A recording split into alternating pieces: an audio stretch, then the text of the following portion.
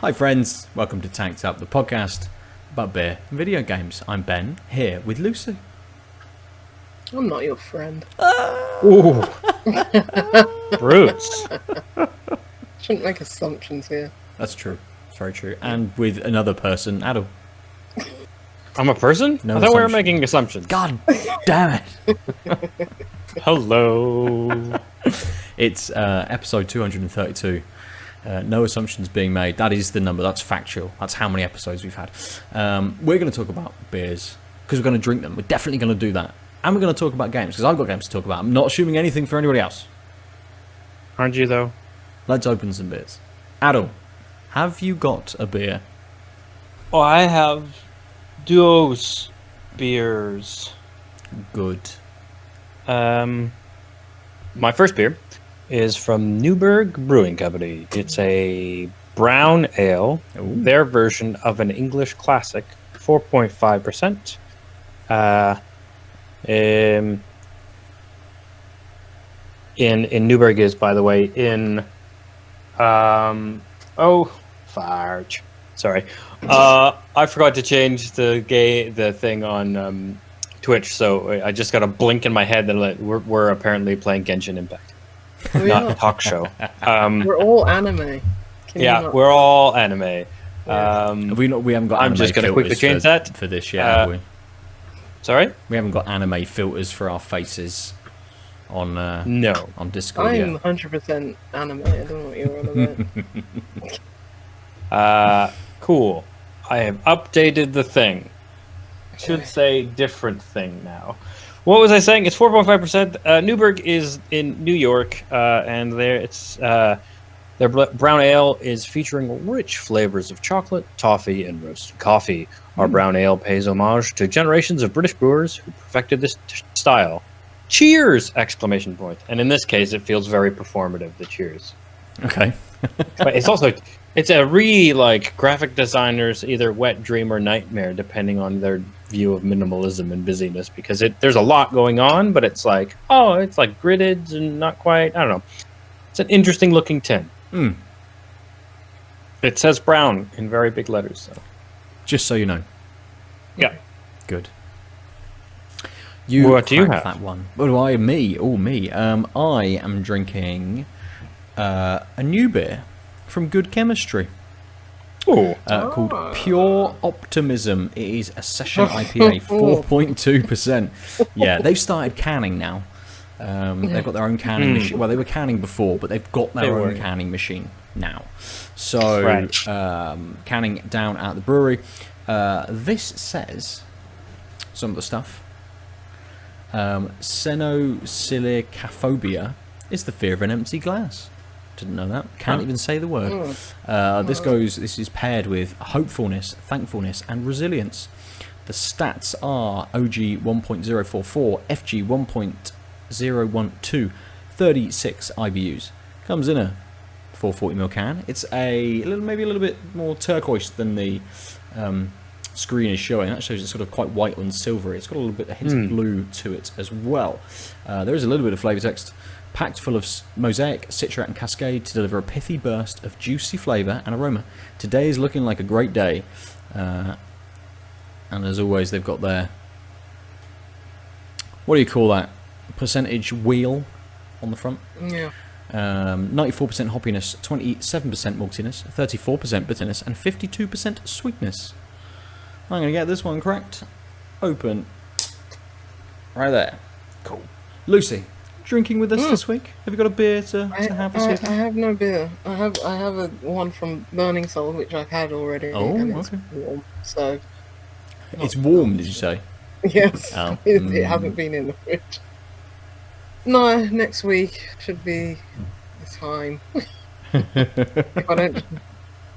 Well, I ordered something from Ice Brew this week. Hopefully, I won't just smash all those cans into my face next week. As soon as it turns up, just on the floor from all of the cans. Good. We'll come back to you then, Aadil. How's the beer? It is brown. Yes. It's actually quite cola colored, so it's a little, like, it's a bit translucent. You can sort of see at the bottom of the glass. Obviously, it's still really dark, but the light does shine through.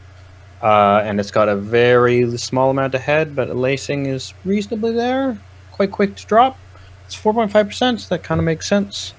On the pour, I was getting the roasted coffee notes. On the nose, I'm getting those, but also quite a bit of sweetness. So like it hits sweet first, and then the roasted stuff that sort of I noticed on the pour come out afterwards. Really nice, soft, like not in your face nose, but just like a little delicate, I guess, toffee coffee. But I would more say like sweet coffee. I'm not getting quite the toffiness, just sort of a more raw sweetness. Nice. Yeah, it's really pleasant. And yeah, like I guess more roasted coffee-ish than coffee straight.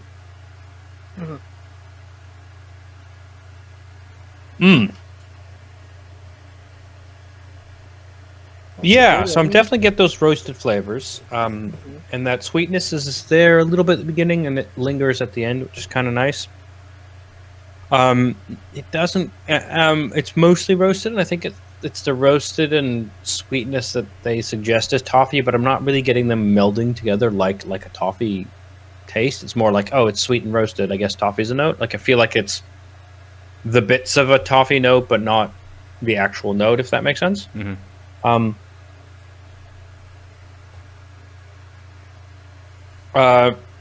It's quite thin, despite having the sort of thicker, more robust tasting notes and sort of the notes of a darker ale. It's still quite thin in the mouthfeel, but it does linger quite a bit, and it's that roasted finish that's really quite nice. It means I'm actually enjoying it more after I have it than during, if that makes sense. Because when I have it in my mouth, it's like, well, yeah, there's first of all, there's a bit of a mishmash of those roasted and coffee notes, etc. And it's thin, and it's like, okay, that was like a quaff. And then afterwards, everything kind of settles out, and then it really sort of lingers on the tongue in a great, luxurious way. And again, not like luxurious as in like mouthfeel or texture, but luxurious in just like, oh, those notes are separating really well and elongated, and like it's really nice. Especially on a dreary day like today, it's kind of like, yes. This is what I would want to end the day with, in the same way I would want like a piping hot, quality, kind of chocolatey roasted, fruity coffee in the morning. Yeah. Nice. Good. Also, it's like, it is kind of funny to think, oh yeah, this is what the New World thinks of English people make brown ales like. It's like, brown ales are rarely, if ever, this like nuanced toffee roasted thing. That's sort of more in the dark beer territory, not the brown ale territory, at least in my experience. So like this is quite a bit more in that sort of the things that we like wax on about with respect to why we like sort of like porters, for example, or stouts. It's in much more in that category than sort of a solid British brown, which I'm okay with, but it's just kind of funny that this is their like homage to the generations who've abandoned, if ever, had done this. Yeah. Good. Okay. Yeah. One to, as you say, luxuriate on and enjoy. Good. So, the what's it called? Pure Optimism from Good Chemistry. Nice light nose. Definitely a lot of fruit coming in through there. It was had a really big head, which has dissipated really quickly. But it's a little hazy. There's just a little bit of light bleed through that glass. Not a huge amount, but you can just sort of see when putting it in front of the light, the solid shape of my finger behind. It's got a lovely light nose, a little sweetness. I know it's a lot of sweetness on the percentage wheel. It's a nice sweet nose. Ooh, that's easy.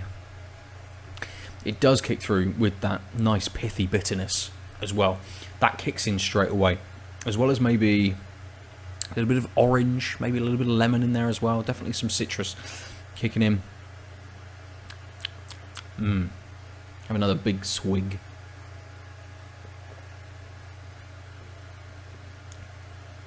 It's got a nice level of carbonation to it, which is pushing that bitterness through as well. So it's not a beer where kind of all of the flavours unfold as you drink it. You're sort of presented with everything, and things pare back a little bit. So you're hit in the face with kind of everything, all of the flavours. Then the bitterness dials back just that little bit to allow those fruity flavours to come through slightly. It's then picked up a little bit by kind of this... There is this sort of maltiness hiding in the background, which kind of sits there with that that fruity sort of citrus flavour as well. It's a hard one to sort of say what that is, but there's just something giving it a little bit of a lift, a little bit of a push behind there. It's almost a bit like in the aftertaste. What is that like fizzy orange drink? It's always that Fanta? No, it's like one of its Orangina? Orangina, that's it. I almost said Orangina because I used to say that because I was a clever boy when I was in middle school. Also, it's not very common in North America, so saying it didn't actually get many reference jokes. You're like, what are you saying, you nonce? And then they didn't even know what that meant either. Well, this doesn't have a huge amount of sweetness in the flavour. So whilst it's got those fruit notes kind of in the middle, it's not as sweet as the nose would suggest it's going to be. It definitely is a bit more pithy, has that bitterness to it. As I say, the bitterness dials back a little, allows those fruits to come through, and then it ends in this kind of nice malty, pithy finish. So everything kind of comes together again at the end, but a lot, dial back. So the bitterness just goes, and then the fruits are there, and then they come back down, and it all just sits very nicely for that finish. The bitterness and that pithiness on the end lasts quite a long time. I think the fruitiness is fading quite quickly on the finish, which is making me think, ooh, I'd like a little bit more of that, please. I'm definitely reaching for it because I want to refresh just that middle taste in there, but it works very well. It's a very nice beer. It was only 4.2%, so it is a session IPA, I suppose. But yeah, very, very easy, very drinkable. Nice. So I'm going to continue on with this, and we can talk about whatever everybody wants to this week. Aadil, why don't we start with you this week? We rarely do. Yeah, but I mean, so one of the You caught him off people guard. who've known me for long will not be surprised. But one of the ways we get me to actually play games is to put it on a scheduled window of time, because that's the only time I do anything ever, apparently. And so now that I do the regular stream on Tuesday afternoons for a couple hours, I play at least one game. And guess what? This week I played at least one game. And by that I mean at most also one game. That's actually not true. I did a couple weeks ago restart because I was bored but wanted to use my phone for something other than Facebook Adventure Capitalism, which I beat on the PC. And I have rebeat that on Android. Nice. That's all 3 planets.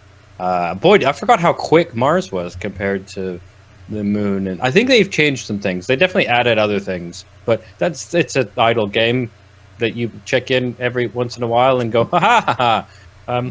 So that game, if you want more information, go to episode and you'll find out more when I talked about it years and years ago. I It was remember definitely that. a while ago, yeah. Oh, I think I lived in the facts back then. Maybe right when I moved back. Who knows? No one. There's no way. Who cares? It's an idle game. Anyway, what I did play that I was going to talk about, but of course I've managed to talk around, is I heard some... so there's been some buzz about this new JRPG style, anime style RPG from a Chinese company called Genshin Impact, and it's based on a lot of these mobile gacha type RPGs where you at some point you will roll the dice in a lottery type machine and get I pay and I buy 10 things and I get 10 items, and hopefully one of them is the thing I'm looking for, and rares and bad, percentages and all the things we hate about mobile games. But are very popular. The Fire Emblem mobile game, which was very popular, is a gacha game as well, right? It's you unlock your new characters and you have to upgrade them by getting more versions of them or smashing heroes into oblivion to upgrade your hero, that type of thing. Yep. I'm not explaining it well, but I think everyone's probably familiar with the idea of basically your hero has gear, and your team, and that gear gets upgraded via getting low quality things and basically distilling them into higher quality things. So you're always sort of trying to grind that, but also trying to unlock the nice gears so that you can grind everything else up and put it into the nice gear, and the heroes are the same. So you have like 3-star heroes, 5-star heroes, etc. And this game is that type, but I read an article on PC Gamer and a couple other people are saying this is surprisingly not predatory, which is weird. And that's why I was like, wait, what? And so I played a couple hours today. It's probably too few to really tell, just because it's one of the things about the mobile games is they know that they might only grind you out for a little bit of time, unless you're a whale. So all of those mechanics, and also you tend to do mobile games shorter periods of time, bursts. All those mechanics are quite in your face immediately, and this actually took probably about an hour of like plot and me fucking around, because that's what I do. To sort of finally hit, okay, now I see how these mechanics will show up. And it's basically, I'm assuming, plot points and drops for 2 types of wishes that you wish for gear or characters specifically, or just generically, basically, I think. So like there's 2 different, like a premium one and a not so premium one, but it's not clear how you acquire them, because I kind of just got them through random chests, I think. But so far, I've got 3 characters, and there's clearly some elemental balancing for fighting, but also part of it is like some of the gear is like within 10 seconds of switching, anyone affected by pyro, i.e. fire damage ongoing, is double damage or whatever. So clearly it's like, okay, so it's setting things up for actual strategic action play. So rather than things like Fire Emblem and most of these mobile games where it's like, I just need to have a good party for the types of enemies going on so that I can attack the wider guys with my fire guys, or the ice guys with my fire guys, that type of thing. It seems like there was a lot of countering in sort of Fire Emblem with specific characters, Yeah, and so they definitely have that, because some of the bad guys, the enemies are like elementally weak or strong, but also it seems like there's because you're only ever running 1 character at a time, but you can take, I think, up to 4, although I only have 3, so it's hard to tell. I think part of it is that it's like doing your own kind of rotation of, I'm going to start with my ranged person, switch to my ranged fire person, switch to my wind person who's got some quick attacks, and then I've got a finisher who one of the great swords that I unlocked was like, if someone has it is hit with an elemental debuff, essentially, this thing will do a lot of damage right away. So it seems kind of like the path is ranged quick fighter, heavy finisher, just because of sort of the stats that I'm seeing. And like gear has there's the Adventurers Guild gear, where if you have anyone who has 2 of those gets a bonus 1,000 HP, and you start with 900. And then there's also 4 pieces of adventuring gear gives you a bigger bonus as well. And then it's clearly very customizable, but probably getting the right customizable things will take some grinding. And obviously, if you like the gear, you're going to have to then find more gear just to, distill into upgrading that one piece that you really like. And so there's some strategy and grinding around that. But so far, all the fights I've had where, there's a couple spots where I have to think strategically, because I'm level 5 and I want to take on this level 14 guy, this level 12 guy, and this level 4 guy who are together. And I can definitely see how the combat will grow, especially with the switching. But I haven't found under level. But again, it's hard to tell, because the first dungeon type thing is right when I stopped playing. just because I could have started in, but I was getting a bit of streamer fatigue, and I was like, okay, I've been here for two hours. I noticed I'm just staring at game and not talking. I'll just stop. Lucy and I both popped into the stream during your 2 hours, so we know roughly what it looks like. But maybe for the listeners, can you just explain the style of gameplay? Because I know it's like an action, like a third-person action game, but you were doing a few different kind of combat moves, and there's some platforming to it as well. Yeah, so one of the things I really like, it's very inspired by Breath of the Wild as far as movement, because you have stamina, which includes jumping, swimming, running, and climbing mountains and trees and buildings. And so I kind of took some weird shortcuts and found some chests, because I was like, that's a cliff. I have climbing skills off the bat. Let's go see. And I unlocked a sword that I got an hour later from plot, and I was like, oh. So I think also some of my early fights were really easy because I went exploring and got an upgrade well before it even explained to me how to switch things. Which I like that they purposely put that there to sort of reward you, because you felt like, well, this is kind of easy, and then you get that sword as a reward later on as a quest. You're like, aha, because I beat the system. But yeah, so it's basically like left click is attack. Then you have E and Q. E is like a quick spell, and Q is like you build up as you kill enemies. You'll get essentially magic orbs, and they fill up your meter, and then you do this big heavy attack. And each of your characters will, as they kill things, will accrue into their Q meter, as I was calling it, to fill up the little Q bubble. Which means, so that really tough fight that was like a level 17, 14, and a 4 or whatever. I can't remember the exact numbers, but there was someone who was over 12 levels of mine, and I hit him a couple times with an arrow, and I was like, this isn't doing much. But I knew I had two characters that had their whole thing ready, so it's like, fuck it, I'll just dump it all into them, and they all died. And it's very much like each character has an element, and this is like an elemental blast essentially.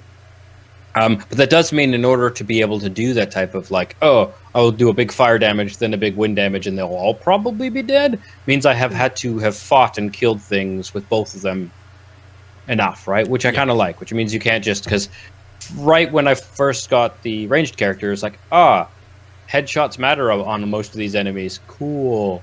I can kind of do some kiting and sort of see the limits. And that's when I learned also the aggro range of these. It's very much like an MMO, I would say, in the sense of you've got this open world, you go, you can sort of pull one enemy from a group if you're lucky, but you'll probably aggro a bunch. But also, if you just run away, they'll stop and go back, and then their health will refill, and you could be like, I'm okay. I there's food and crafting on the other side, so there's a lot of gathering mechanics as well, and that's because you don't auto-heal.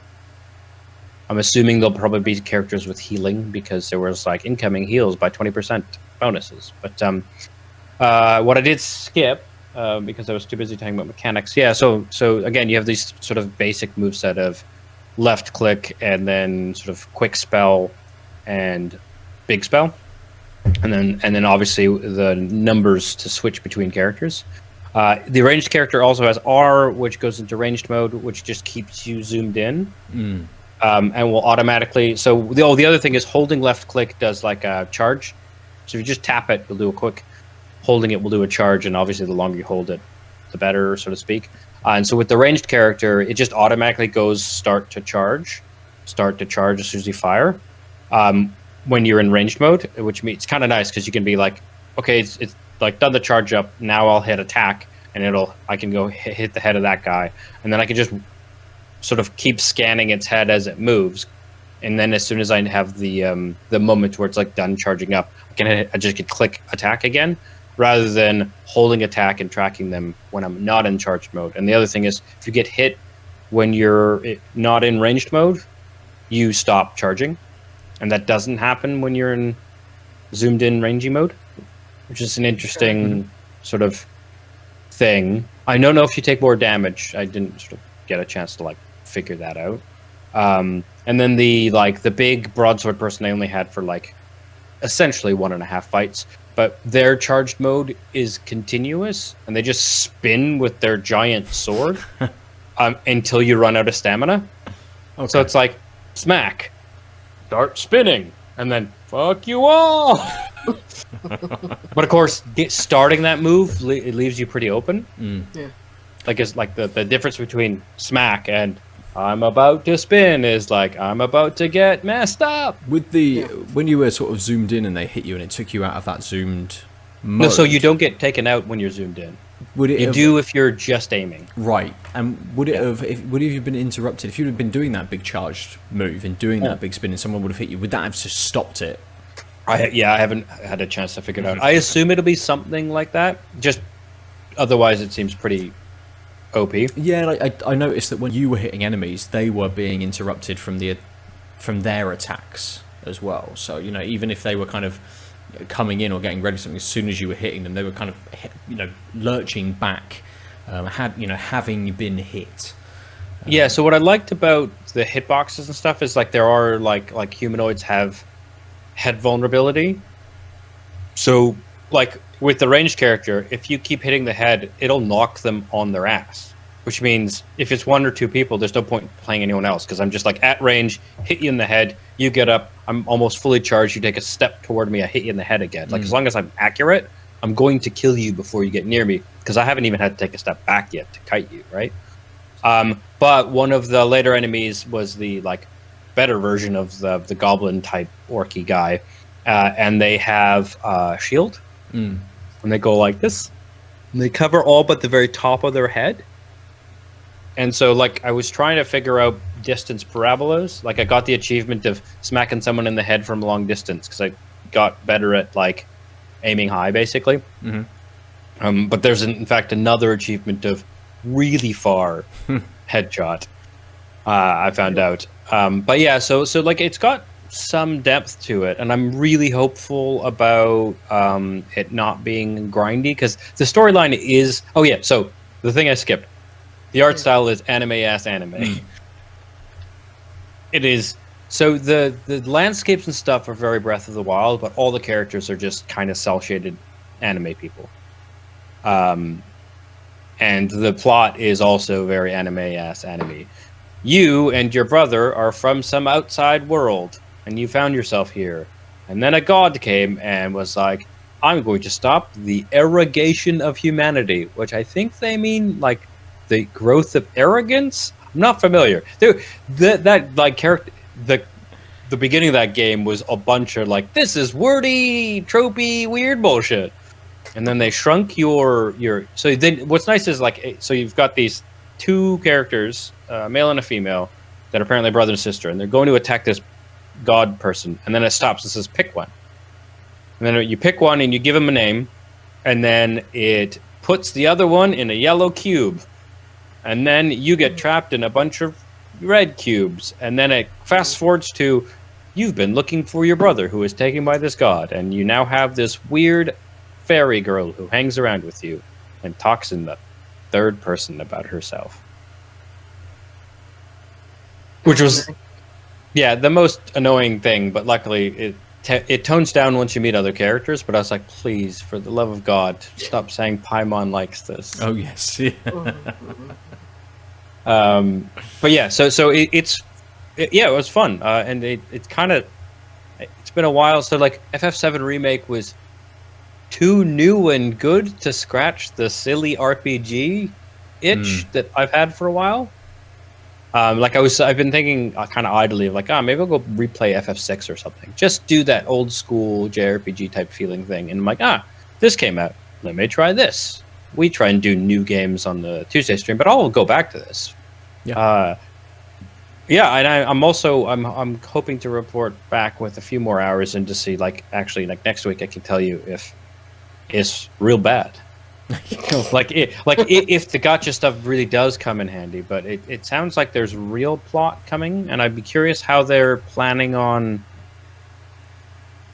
keeping the game going so that people pay them while also having a real plot. Because like the way they get away with these on the mobile versions, mobile games like this, is that the plot's kind of meh. And the plot here is, like I said, you're looking for your brother, and then you go to a town, and there's a dragon, and you seem to have more magic power than people normally do at your age or standing. But are you a chosen one, or are you just from the chosen place? Look at that trope, slightly different. But yeah, so it's like, yeah, it's very tropey JRPG standard, but also those things have a path, and it's like, okay, you can't just extend it indefinitely. Like, it could just be kind of an epic. There's like, they've already mentioned 7 statues, although I found a couple of them, but also several nations. And so it might be that looking for your brother takes you through all the nations. But again, if it like, so that it could just like drum you out based on tedious like filler, kind of like one of those shonen like Dragon Ball Z style animes that are just like, or like Naruto, like we're just like this is just going on for too long and nothing's really progressing, and there's the same plot element from episode 5 is still somehow there on episode 317. But I'm curious to see, and yeah, I enjoyed it. Chinese developer, yeah. Yeah. Do you know the name? Have they done any? What else have they done? I found that earlier. MiHoYo Limited. Okay. They've done Genshin Impact, Honkai Impact 3rd, Honkai Impact 3, and then a couple of games in. I don't know what any of these are, to be honest. No, but, so Genshin Impact, I didn't realize. So I had a quick look on because I know it's available on like everything. Including Android, iOS, including Android. Oh, okay. And as I was sort of scrolling through the listing on the store, I did come across a review. Like there's a lot of very good reviews for this, but one of them only gives 2 stars, and it says the game is absolutely beautiful. The soundtrack is amazing. The graphics and gameplay are great. Unfortunately, 99% of people won't be able to play as their favourite characters unless they spend hundreds of dollars. It's almost impossible to get the best characters and weapons. Draw rates are stupid low and prices are super high. If you guys make this system more reasonable, I'll even spend some money on the game to support it. But currently, it's out of question. Not the question, but out of question. And it kind of led me to think, well, this guy's talking about favourite characters. Is that just from playing the game? But it's actually a manga. So they've taken an existing IP. So the characters that you're coming up against, I assume, are within the manga, which is what is going to keep people perhaps sticking around longer. You know, fans of that will play it, I guess, to unlock the characters that they want. And if it is a very slow draw on those characters and getting them leveled up to be able to use them, then that's kind of the gacha element to keep people there and playing. That makes a lot of sense because like mangas are built to be kind of never ending. So if they're just I just quickly went to the website and there are 13 chapters into the manga. So it's quite possible that like that's the plot on this, with more characters. Yeah, because I mean, I know little to nothing about the Chinese market. It's huge. Like the biggest games in the world are like, stuff sometimes solely played in China that I've never heard of. Tencent is the biggest, video game company in the world at this point. But so I imagine like their previous titles have done well, but it's an interesting like collision of genres in that, the gacha thing, but having this big sprawling, is it like open world? Because I've seen, comparisons to Breath of the Wild. Has it got like that open world go anywhere structure to it, or is it just simply this very much evokes the cell shaded look of I think it's a little bit. I mean, I could go a lot of places, and I kept wandering away, and then realized, I'm getting so. I mean, first thing I did was go away from the initial thing, and then die 3 times in the water, figuring out how you don't you can't regenerate your stamina in the water.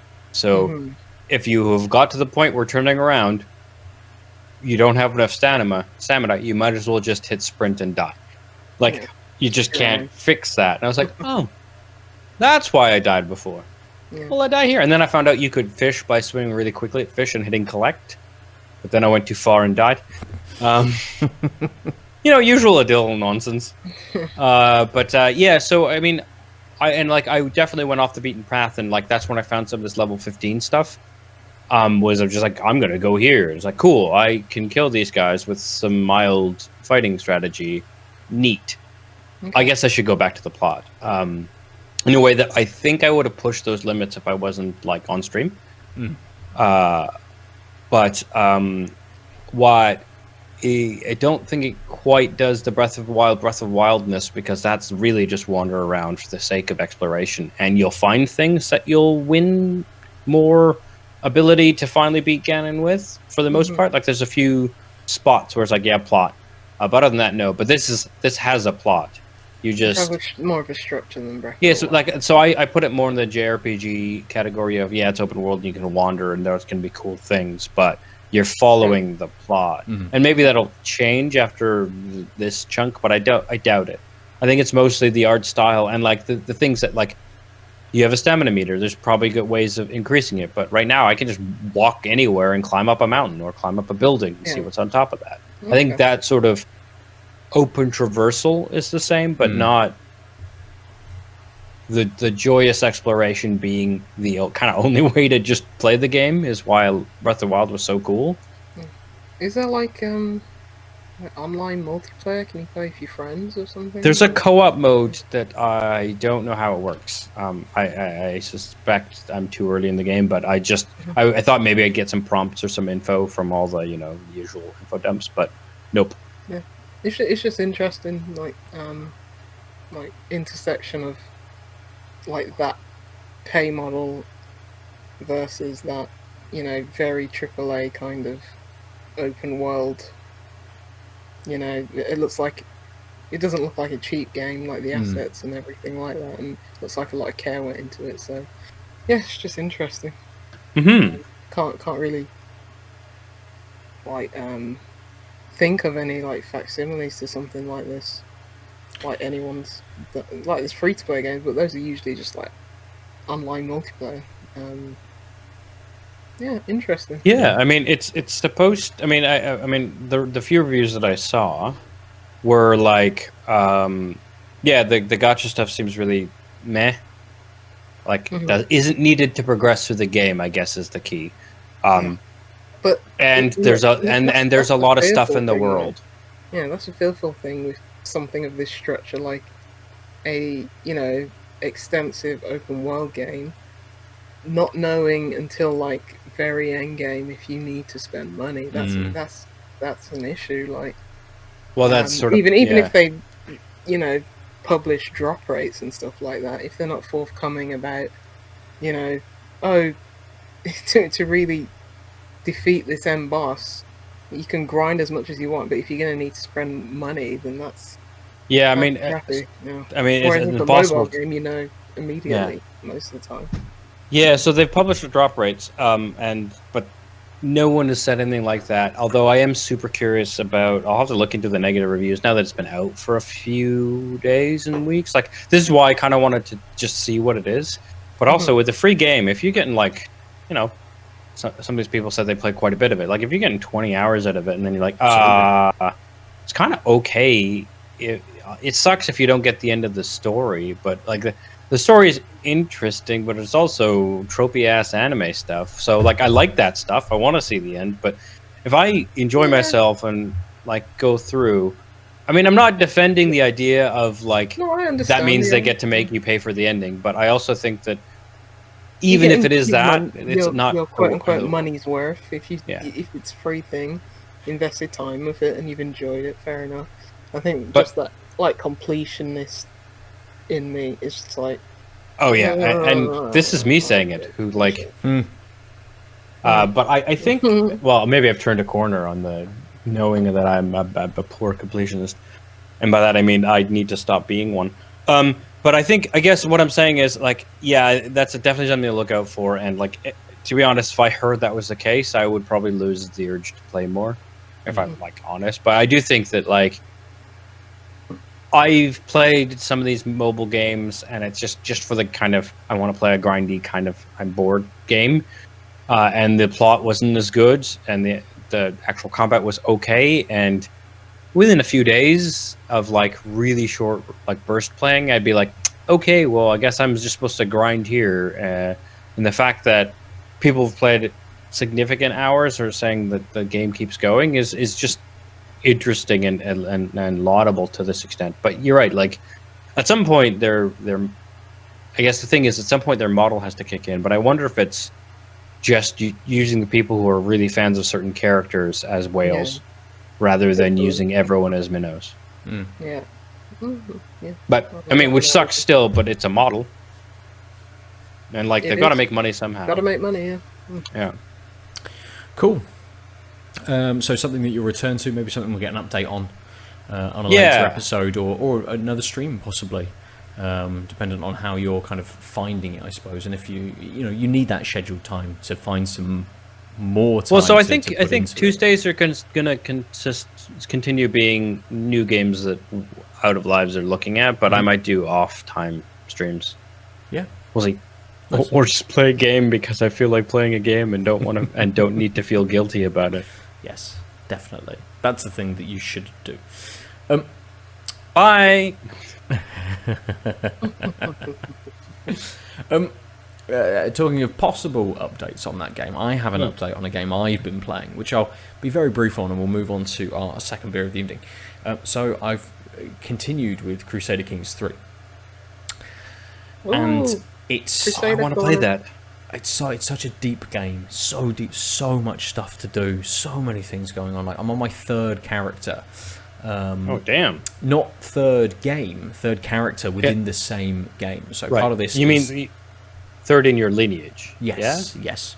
So part of this is that you, even if your character dies, you can just then play as his heir or her heir. You know, you become that character to take on the line of succession. A lot of the time you retain the titles that character had, but interestingly you're kind of reset with a lot of things, such as people's opinions of you. So you might not then have an alliance with somebody because you become the son, and actually the alliance was with that character's, someone, and you're not that you're not related to that other person, but you don't have that like direct contact to then benefit from the alliance that they had with someone else. So I've had a point where my second character, who started off as a bit of a prick, to be honest, wasn't a fan, and turned it around. I liked the character kind of towards the end. I think it's because he'd made some moves kind of against the character that I was during that playthrough. I had him in a negative light. So then I'm like, okay, well, he's trying to expand his empire. Everyone's trying to do that. They're trying to gain a foothold and all this sort of thing. So playing through as this character, got to a really good place, and I'm like, right, I think he's going to live, a little while. I think he's going to be really good, and he's going to have this really long sort of reign. And then he died roughly at the same age as his father died. I'd become king of Jerusalem. I'd done.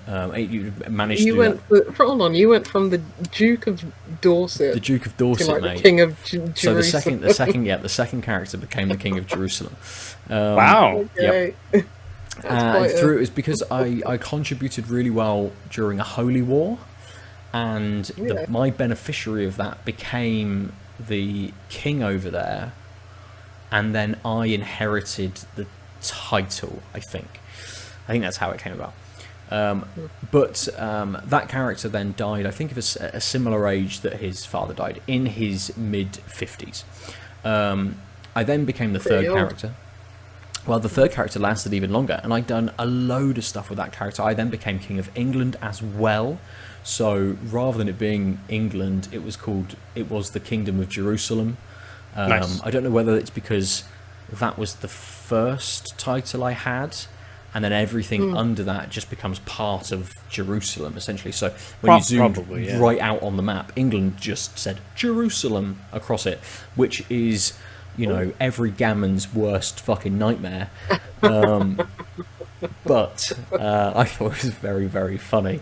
I had a lot of then vassals who controlled duchies and counties and things, which were both were Anglo-Saxon, were Norman, were English, but were also from a lot of those Middle Eastern areas as well, because they'd been brought into the area of Jerusalem, and then they'd moved about a little bit.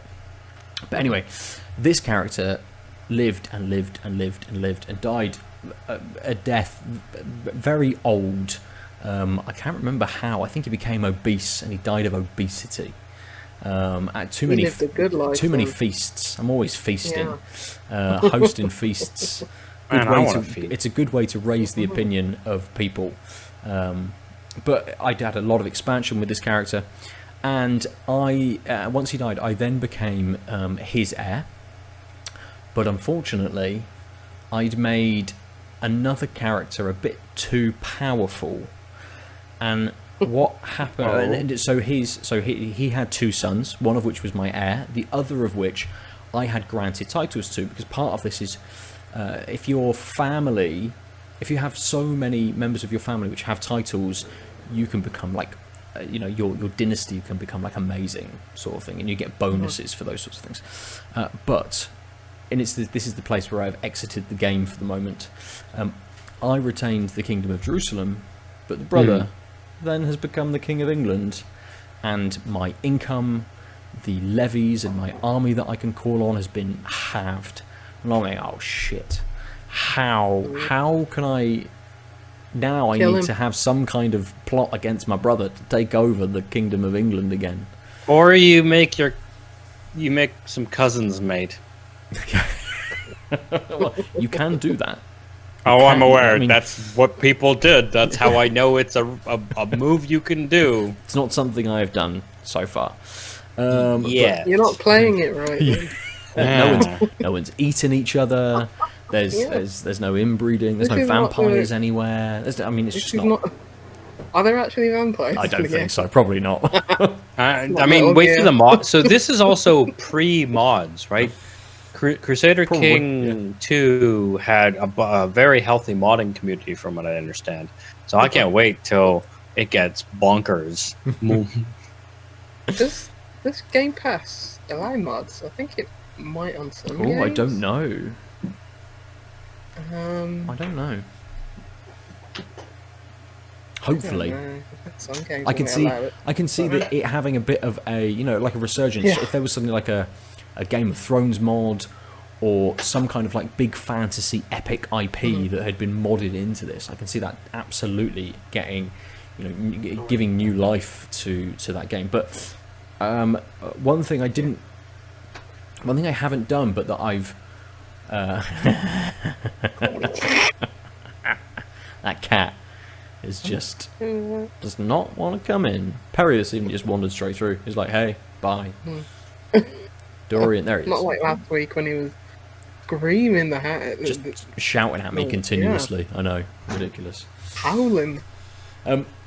Yes, one thing I have read that you can do, but I haven't done, is that at any point during a game, you can switch characters. So you're not tied in to the character that you are, or their heirs. I could suddenly become a character halfway across the world and just start playing as them in the world that I have been part of. So it's not a new game, you can just cut to it. And I read this because, what was it? Where did I read this? Somewhere was giving me tips, essentially. I had a quick search for some tips when I started the game. And it came up saying, you could just kind of start a war with someone, switch to that other person and surrender. I'm like, is that kind of playing the game, or is it just cheesing the system? It's both. It's a game. Play it the way you want. But it does seem it seems like kind of the worse than save scumming, in my opinion. Play the game you want, but it's like cheat codes, I guess. It's just doing things that the game apparently, like the code allows, but doesn't seem like the regular set of rules the game is designed around. Yes, yeah. And I think, again, something I haven't explored, but I think there are cheats for this. And again, I only know this because Lucy, you put me on to Microsoft Rewards a couple of weeks ago now, and part of that is Microsoft, you get points for doing certain things. So using the Edge browser and using Bing to search gives you points. So I basically just typed in Crusader Kings 3 search, and then pressed space after it, auto-filled the first thing, auto-filled the next thing, auto-filled the next thing, just to get those search points up. Ben, you just go on the keyboard. It is what I have done several times. I mean, I was very petty in the first couple of days, and I was just searching PlayStation first-party games and developers and things you like that. fanboy. I was like, fuck you, Microsoft, let's get some points based upon these search results for all these other things. Going on. You're hilarious, Ben. I love it. I love it. I love it. I love it. It's dumb. But yeah, I've got a Sony TV. I'm just gonna I'm gonna print out a big X on it. I'm not gonna watch anything, just a big green X. I'm gonna only watch things through the big green X. It's where you then print out, on A3 bits of paper a big X, and you just put them in shops on all of the Sony TVs. Just go to Curry's and put them on all the Sony TVs. Just this big Xbox logo. Yeah. What was I saying? What did I say? Oh, yeah, cheats. But it's made me realise, like, at what point did I when did I stop playing games? Not for fun, because I'm still having fun, but at what point did I kind of think, this is the experience I want to have? Like, and I haven't used cheats for years in games. They don't always exist in a lot of games these days, but when they do, I very rarely actually use them. I don't know what point I just went, nah, not going to do that, thanks. That's not the kind of fun I want to have. When did I become uptight? Maybe when I had a child. I don't know. Well, I think a lot of the reason why I stopped using cheats is because it disables achievements, and that's yeah. That's interesting. Quick question. So I'm currently downloading Crusader Kings 3. Yes. Is this a game that you can play in like small bursts? Or is it like I've got medium bursts, small bursts, 12 bursts? You can, yeah, you absolutely can. I think. Does it have turns? No, it doesn't have turns. It is just a continuous time running along. You can pause it. You can set the speed of the time. So for the start of the game, I think I had it on second or third speed quite a lot. And third was roughly kind of how fast I was playing it. I liked how quickly notifications were popping up. I could take things in. I understood what different things were. Now I'm a little bit more au fait with what's going on and the systems and what sort of notifications mean. I'm playing a lot on the fourth speed. And then when I'm in combat, or I'm at war and I'm, besieging a town, I'm playing it in the highest speed, because besieging a town takes months. So I'm just like, and generally if I'm at war with someone, I'm kind of not really thinking about the other things. I think maybe there's a little bit of nuance that I'm missing there, that actually whilst that's going on, there's a lot of other stuff I could be doing, but I'm focusing a little bit more on the warfare. And actually if I was playing it through at a slower speed, I might be doing lots of other stuff. But things take years in this game. You want to construct some buildings in a town to improve the wealth and the tax that you get. That might take 3 years. Upgrading them might take something like 21 months. It is not a game where things happen quickly, but you could absolutely play it in short bursts, Lucy. You could go, right, I've got 20 minutes. I'll set some stuff up. I'll understand what's going on. I'll have a look. Brilliant. I can just increase the speed a little bit, let some time pass, get these things done. Try and befriend someone, that takes time. Murder plots, trying to decisions and things like that have certain time extents on them. So you could play it in a short burst, put it down, come back to it. You're going to be in the same place. Okay. And can I hire an aide to just be like, Lucy, here, just click a button, and I'll do it. And I don't want to think about anything other than eating babies. Probably. I just want to get to the stage where I have children in a dungeon. I would imagine Google Crusader Kings 3 cannibalism, and it will tell you the best characters to start with. maybe. Cannibalism speedrun. So one of the weird things about this game was suddenly I was clicking through characters and it said this person had some issue with me.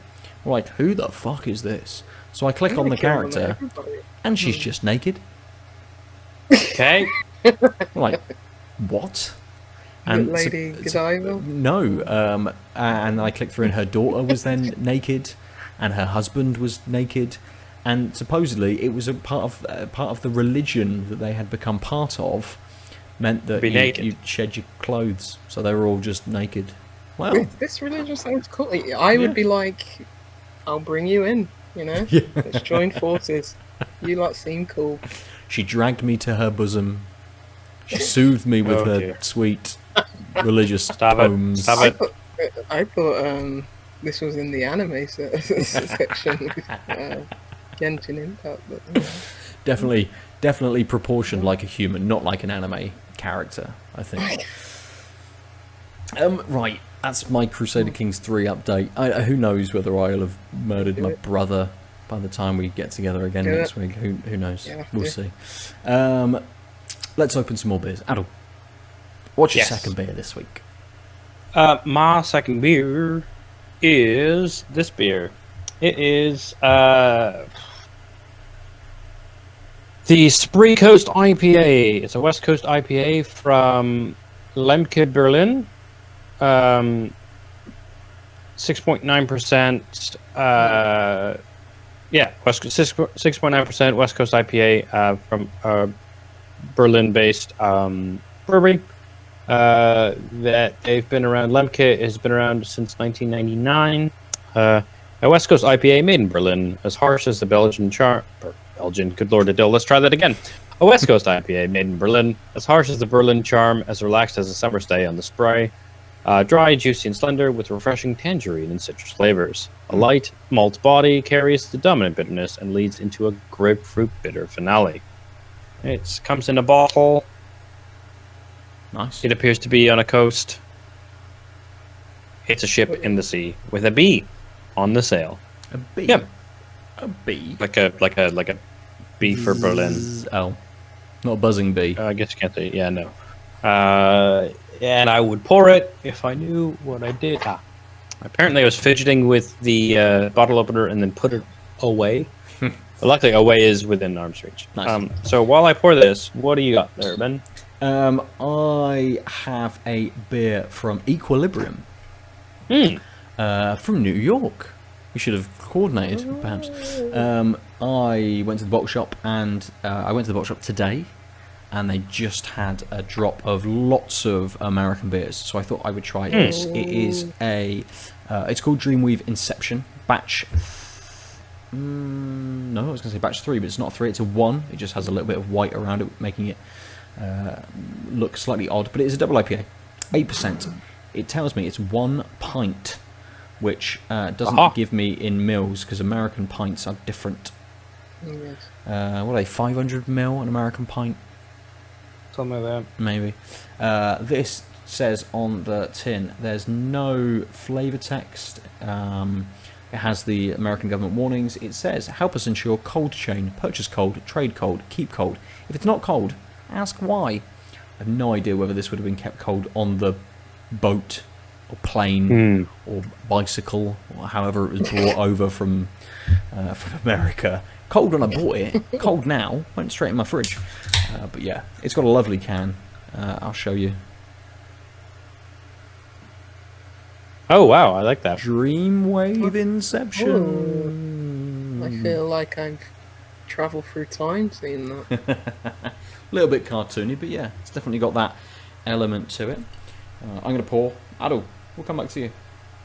Yeah, so we've got quite a nice bubbly, slightly translucent. You can see right through it. You can see my thumb, but it is slight haze. It's not completely clear. It's not like a fresh pilsner. Nice amount of head, slow lacing as well, as you can see. It smells really crisp and slightly a light sort of sweet citrus and a bit of, I would say, floralness, but I don't know, maybe that's just the flavor text yelling back in my head. It's really quite refreshing. It's like a zippy, quite nose. Like again, that sort of sweet citrus and floralness is what hits you first, and then a lightly malty note at the end of the nose. Mm-hmm.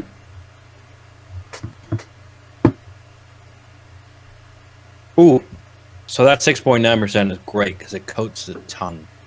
Nice. I have a feeling I might have to report back just because the lingering. I did the 6.9 after the 4.5, but I did the florally citrusy one after the coffee toffee one. Rolled the dice on that one, so I think it might develop, but I really like it. Why I say this is because it finishes sort of very much like a bittery citrus, sort of, and if it's not a very long taste curve, it's quite compact, but it's finishing kind of with a bit of a roasted back end, which I think is just lingering taste in my mouth.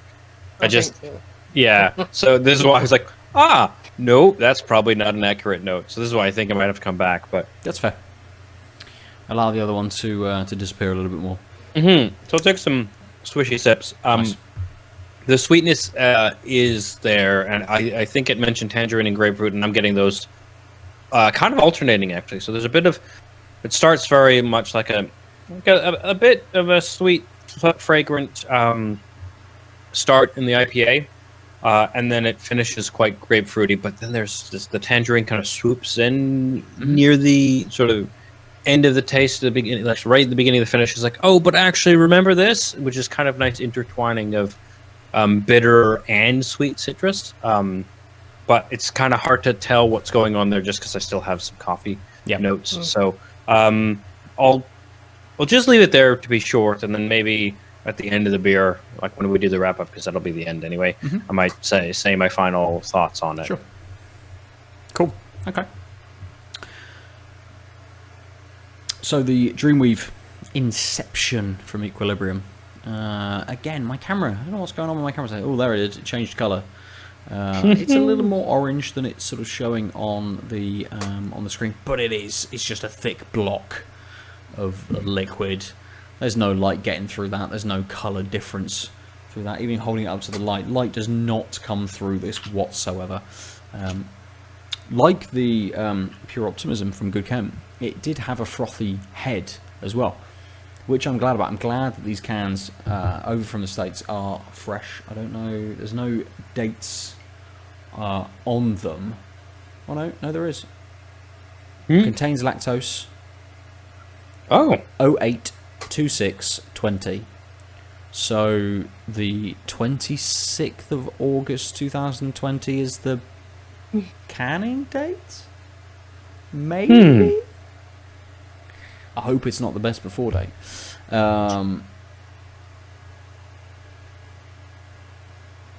Didn't have much on the nose, but there's a lot of flavour in there. A load of flavour. Ooh. It's very, very smooth. Like ridiculously smooth. Almost like fruit juicy kind of smooth, you know, not a lighter kind of sweeter orange juice, but something that's maybe kind of like a pineapple mango, one of those kind of tropical fruit smoothie sort of drinks almost. I mean, the lactose in there is probably giving it that sweetness. Yeah, giving it a little bit extra and making it maybe a little bit more viscous, a little bit smoother perhaps going down. But there's some very interesting, very good flavours going on in this, but also something just in the background which is quite sort of distracting, a little bit odd. What are those fruits? There's a little bit of sweetness. Maybe it's like a little bit of like papaya or something like that in there. Definitely some big tropical notes. A little bit of mango as well, perhaps. But as I said, in the background there is this, and it's kind of on the back of on the roof, right at the back of my mouth, and right on the tip of my tongue as well. It's not quite a metallic tinge to it. but it's just something that's a little bit off. It's not quite aspartame kind of there. It's not quite metallic-y. There's just something that's maybe just a little bit of a like a dulled sweetness that kind of, you know, it should be sweet, but it's just edged back a little bit.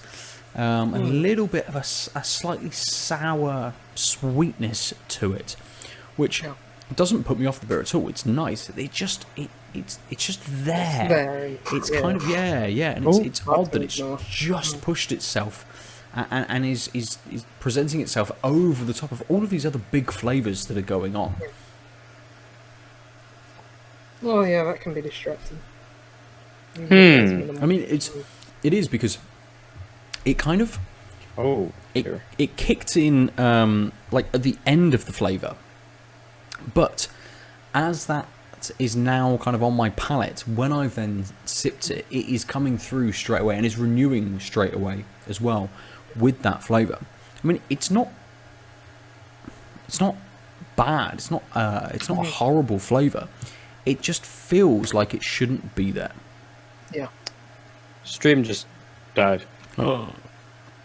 Bum, bum, bum. And I tried to stop it. Sorry, you were just wrapping up your beer, and I was like, I'm like, the stream's dying, but that's okay. He can finish his beer for the thing. Exactly. Yeah. Technical issues and dancing aside, I have finished my beer, so thank you, Lucy.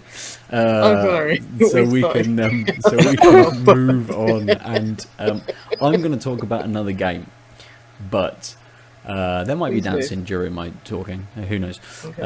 But I'm only going to give my kind of initial impressions. It's a game that released today, Tuesday. It's called the Solitaire Conspiracy. It is the new Bithell Games short. Short. Short. I thought it was short. It's not replayable. I think by short. So they. I've been playing Solitaire for 30 years, Ben. Yeah, well, yeah, sure. You know, and sometimes it's not that short. I wonder whether they mean development period. Maybe. I don't know, because Quarantine, Subsurface Circular and Quarantine Circular were both... what a name these days, by the way. Were also both shorts as well, as opposed to like John Wick Hex, which is not. It's just it's just a game by a long Bithell Games long. It just came along. So I'm only going to give my initial impressions on the Solitaire Conspiracy. Came out today, which is Tuesday when we're recording, and I've got up I think to level 8. There's something that happens at level 9, which they very much said in their emails and stuff. Please don't spoil the game. I haven't got to that point yet, so I can't spoil it anyway. But I think I'm going to write something up, full review or something, because there's a few different game modes with this. Currently, I'm only playing through the campaign. But there are a couple of different modes to kind of explore, and it's a different way to kind of play Solitaire. So the game itself is Solitaire. You are stacking cards in order on a board, right? But it's not classic Solitaire where you're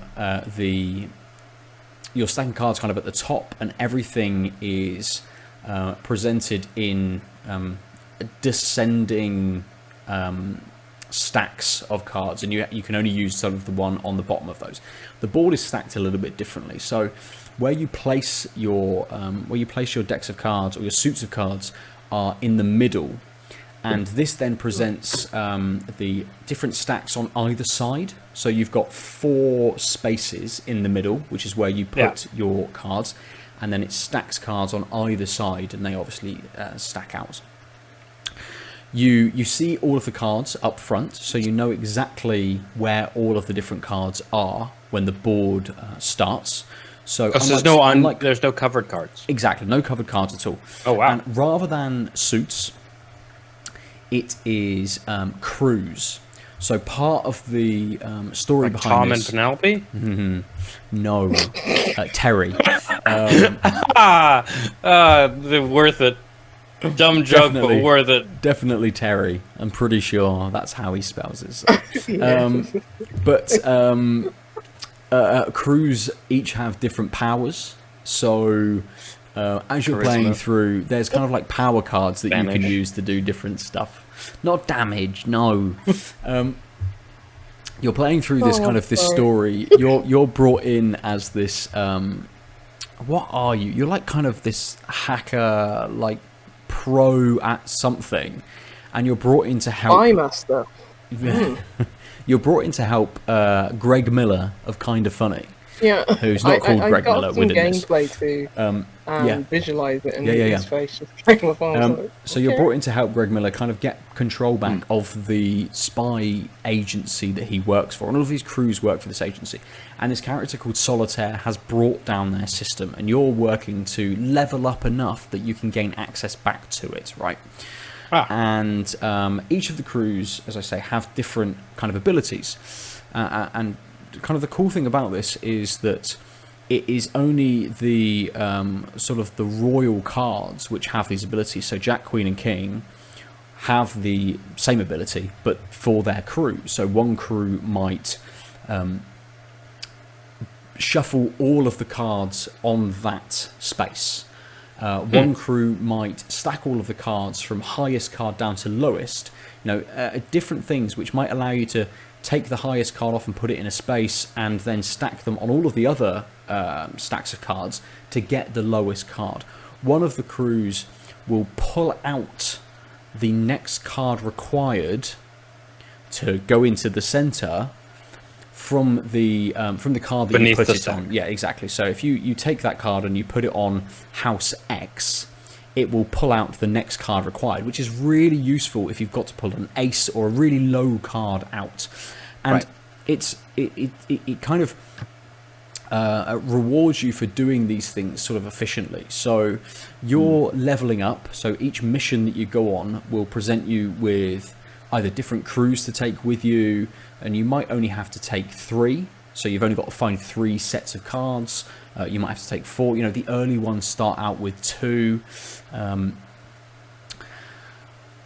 And I don't know whether you go into, say, Mission A, you're presented with 3 missions. You go into Mission A, and the cards will always present themselves exactly the same for Mission A.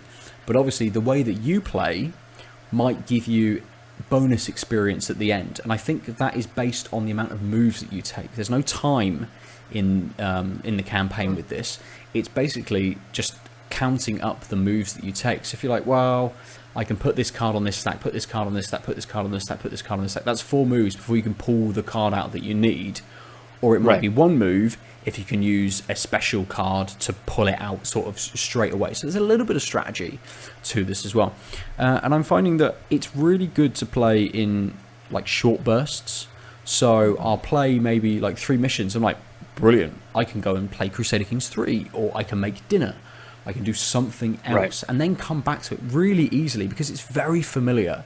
Like the mechanics to this, everyone will understand and know and pick up really easily. And it's just a nice kind of puzzle game. It's very strategic in kind of how you're looking to do things. I think, I've been sat in bed and I'll play a Sudoku or something like that. And there's been a couple of other games where I've gone, oh, this is a fun puzzle game, which has kind of taken my attention away from sort of, a nonogram game or a Sudoku or something like that. And actually, this kind of, the Solitaire Conspiracy kind of throws its hat into that sort of ring. And it's like, well, play this. Instead of all of those other games, you can play Solitaire. You understand that, you know that game. It's a pretty quick thing to run through, but we've given it a little bit of a twist. There's different things that you can do, different strategies that you can employ to kind of play this. And so far, I'm intrigued in where the story goes. It's written very well. Greg Miller does a very good job at kind of keeping you entertained and playing a character. I think it's the first time I've ever seen him do some kind of acting role, outside of his kind of, just his presentation skills. Yeah. He was in The Walking Dead, one of those games. Was he? think Ooh, so. oh, maybe he's probably had a few voice Voice credits, I actor, yeah. suppose. Yeah, But in not a few things, full but FMV. yeah, acting, yeah, and nothing I think that I can pull him up in. I But think he's probably good in done this. like some Last of Us live stuff. I don't know, but yeah, Greg Miller's good at what he does. Yeah, he is absolutely. And it's presented very well. Yeah, style's great. The style is great. The colours, you, the more you play and the levels that you gain, you can change colours. So you can switch the deck around, and it's quite funny to see. I've unlocked. What's one of the random names they give to a colour? I don't know, but I've unlocked this, and it is slightly more greens, and so all of the text and the background, and then Greg Miller is slightly more green. And you go to the next one and it'll be slightly more reds, and they change it up a little bit. So you've got a little bit of like not customization to it, but you can play around a little bit with how you would like this to be sort of presented to you. And it's very much kind of trying to present it in a way where you're kind of having this very computery overlay over everything. So Greg Miller's faded out kind of from his midriff up. And then it's like his head, and it's a little bit sort of pixelated and that sort of thing. I think it's presented very well, and the music works really well. And I don't know whether it is dynamic, because I've come to a few points where the more I have stacked and the closer I get to completing, it seems to get anthemic, a little bit more kind of what's the word I'm looking for, and the tempo picks up a little bit, like swelling. Swelling, yes, absolutely. And it would be interesting to see in one of the other game modes, because there's a timed mode, I think, as one of the other ones, whether that plays a part of it as well. And it'd be really good if that does do that. That's the bit of the trailer that got me like tense, was how well the trailer scoring was done with the timed mode, because I was like, I don't even know what's going on, but I feel it. Yeah. So I hope the music is that impactful in the various modes, because it's one of the reasons I got excited about it. Yeah, absolutely. Also, it's a Bithell game, and I'm pretty big fan of what they do. Yeah, it's a very good team. One of the points, and I picked this up through a couple of tweets, was what's the guy's name? Alexandra Swolinski, who I think is like the business manager at Bithell Games. So he and Mike Bithell did the Bithell Games podcast when that was running, and he kind of, I think, oversees the teams and production and that sort of stuff. But he has writing credits on this game as well. I don't know what element that is, but so far so good, really. Like everything I've kind of experienced has been engaging. I haven't skipped any cutscenes or anything like that. I want to know what is kind of happening, what this story is, these different things kind of going on within this very, very small contained story that's happening. You're presented so far with one character, which is Greg Miller's character, who has a ridiculous name. I can't remember what it is, but it is, it's ridiculous. Greg Miller. But yeah, overall, really good package. Presents Solitaire in a different way, and a very accessible kind of way as well. Like I said, you could just go in, and as you were asking with Crusader Kings, Lucy, this is definitely something you could go, I'm just going to go and have a couple of games, and then I'm going to, walk away. Or I'll go and experience one of the game modes, which might take a little bit more time if I know I've got some more time on my hands, and then kind of come away from it. I can't remember how long ago it was. It was probably a long time ago. I think we had a conversation around the idea that I enjoyed having like a main game and then a companion game, something smaller to play in short bursts alongside this, and this would be perfect for that. If I had some kind of big epic like Crusader Kings 3, or I was still in the middle of playing Ghost of Tsushima, something like that. This is lovely as, say, like a palate cleanser, something to just take you out of that other experience completely, have a little bit of time with it, and then be able to go back, not necessarily refreshed, but go back anew and kind of see, well, actually, I kind of didn't look at that in the previous game. I'm in that mode of strategy and kind of puzzle solving. That now helps me with how I'm going to move forward with this sort of element, especially in something like Crusader Kings 3. So hopefully I'll have a kind of a bit of a fuller review, maybe written, next week, perhaps, when I've finished the campaign and I've had time with the kind of the other two modes as well. Do you know how long the campaign is supposed to last-ish? I don't know how long I've played it. I could probably find out, but I think they said at level 15 you basically, I guess the end is level 15. They've said that you gain access to the things that you need to at level 15. I'm level 8 currently, but obviously each level is taking a little bit longer to progress through. So to get from level 1 to level 2, I only had to play 1 game. To get from level 7 to level 8, I think I had to play 3. And that was very much based on each mission. So 3 were presented to me. Each mission had a different amount of experience that I could gain from it, and there was bonus experience as well from doing it in, I assume, a smaller amount of, a low amount of moves. Steam says I've played 84 minutes. So let's say an hour and a half, roughly. I'm perhaps maybe a little bit less than halfway. Depends on how the experience stacks kind of in later levels and stuff, maybe level 14 to 15 is like 6 games that I've got to play or something like that. So, I mean, it's maybe a solid, let's say 4 hours at this point, as a very loose guess.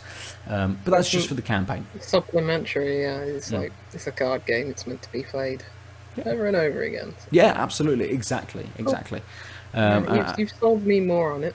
I'd probably have to actually get in there to understand the mechanics more. But, I'm super curious, and Ben graciously gave me a copy as an early birthday present earlier today. Yeah. When is your birthday? Sunday? I don't forget. Sunday. Okay. Sunday. Well, happy birthday between now and your actual birthday and every day after. Thanks. If I tell you happy birthday every day, I won't forget. That's fair. That is very fair and very kind of you. I know someone who her birthday is in November, and so she insists on celebrating her birth month. Oh. And her partner graciously gives her many small gifts, and I was like, wow, that's nice. A thing that people could do. Yeah, and I mean, it works for you. Also, it means I have a second birthday like the Queen. So. I find the birthday thing. I don't care about presents. I usually use it as an excuse to get disparate friends together. Like when you say, "Oh, I'm doing a birthday thing," people are like, "I've got to make sure I do this," versus "Let's all hang out on Tuesday." Yeah, absolutely. And because of that, friends. It's also like when I go back, because I live abroad. When I go back home, it's like, "Hey, I used to do this like communal. I'm going to be at this pub for 4 to 6 hours. Come by." To the point where I did, like, when I moved away, like, especially by the time my PhD came around, it was like, I had friends who were like, "Hey, how's it going? I haven't seen you since last time Aadil was around." And, like, they were, like, sort of single-serving type friends, in the sense that, like, they didn't go out of their way, but they got along. Yeah. And it was just like, can't wait to see you next time when Aadil's home. Anyway, that doesn't exist anymore, because home is a myth that I'll never revisit, because... But so it's kind of odd, because it's like, it's my birthday. I guess I'll pick 5 people to hang out with. In your immediate vicinity as well. Yeah. Or hang out with multiple sets of 5 people over the week. Maybe I'll just play solitaire alone. That sounds like the best option. Yeah. It's one of those where, I could have gifted you any game, I suppose, but we talked about it a little bit. And you knew I was stoked about it. Yeah. And having been very kindly given a review copy by Bithell Games. They're a studio that I want to support as well. So I can't buy myself another copy through Steam, at least. I suppose I could do if it was on another platform. I think it's on Epic. But why do that when I can just gift it to someone? As it's a birthday. One Not that that I works wouldn't for just me. gift people things randomly. I don't do that. Yeah. I'm not that Can generous. attest. I'm still waiting on my Ferrari. Hey, You have. I tell you what. I'll get you a copy of Crusader Kings 3 for you, since I'm enjoying it so much. Fantastic. So yes, that's the Solitaire Conspiracy. As I say, look out on outoflives.net. I will put something together. It might be a further discussion if Aadil's got time and has had a chance to play it. It might be a written review. Who knows what that's going to be? But something else next week around the game. Once I've had a little bit of time to explore those other modes. And that's it this week for me. That's the kind of the couple of games that I've managed to get a little bit of time on. Work's been just off the chain and ridiculous. So Keep telling you, don't work on a chain. Yeah, exactly. That's the problem. I keep constantly falling off of it. If no chain Most is of my- involved, then you're not surprised when it's off of. said Exactly. chain. Most of my time is Yeah. just getting back on the chain. So yeah, that's it from me this week. We'll move on. Lucy, Yeah. I know you'd mentioned that you also have been working a lot this week and haven't had a huge amount of time. You've got to have played something, right? You've always played something. Or, if you haven't played anything, is there anything in the news or gaming world that you wanted to talk about this week? I never want to talk about anything in the news anymore. Oh, gaming news is the most bad. toxic bullshit. Ugh. Yeah. Even Magic the Gathering fucking died this week. Oh, Let's really? talk about that instead. Oh, Let's okay. talk about Magic the Gathering dying. No, because that's that's going to lead us on to toxic bullshit. Oh, I know, and by dying, I just mean the discourse got real bad because they released a very money grubbing thing. Oh. And people got angry, but then also like attacked content creators for not denouncing the thing my fast God. enough. Ooh. What? It's a tie-in with The Walking Dead. All right. Wait, So Okay. Magic the Gathering and The Walking Dead. yeah, which is like, God, there's so many things. Yeah, I'll tweet out on the Out of Lives of the Tank Dep like a good, quick 10-minute synopsis of all the problems that Loading Ready Run did. Okay.